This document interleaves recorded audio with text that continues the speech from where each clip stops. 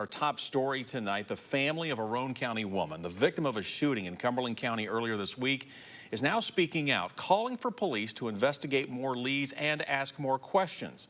We should note some of the details and photos you're about to see may be considered disturbing. WAT6 on your side reporter Corey Sanning joining us now live here in the studio with a stern message from the family of Trish Shore. Corey? Yeah, Bo, this all began with what the family is calling a horrifying phone call Monday afternoon, the start of one of the longest weeks of their lives. And despite one person being in custody, they say there is far more than meets the eye. I'm here, not knowing whether she was going to make it when we first got that call and everything. It was scary. Amy Lawson speaking of the phone call she and her family received after her sister Trish had been shot. She had been shot in the head twice and that she was unconscious, unresponsive. And that's all we knew at the time. According to the Cumberland County Sheriff, Shore was shot in the 2000 block of Smith Mountain Road in Cumberland County. One person, Jonathan Duncan of Rockwood, is now in custody. But Lawson says something isn't quite adding up. They shot her inside of her residence, inside of her camper that she was living in, and then drug her outside into the yard and poured gasoline all over her.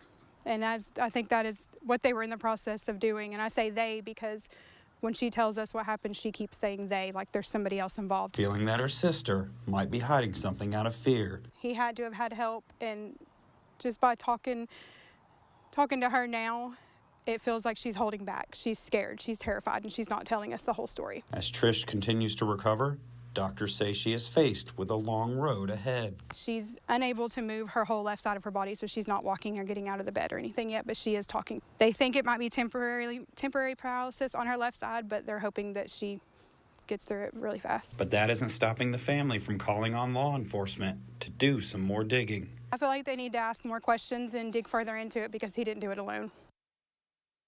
Now, the family also tells me they've yet to hear from detectives since the initial investigation. Of course, we're going to keep Trish's location disclosed for her safety at this time. Bo? Corey, thank you. You know, as we mentioned, one person is in custody in connection to the shooting. Jonathan Duncan was arrested by a SWAT team early this morning. He's been charged with one count of attempted first-degree murder and one count of felon in possession of a firearm. His bond was set at just over $1 million.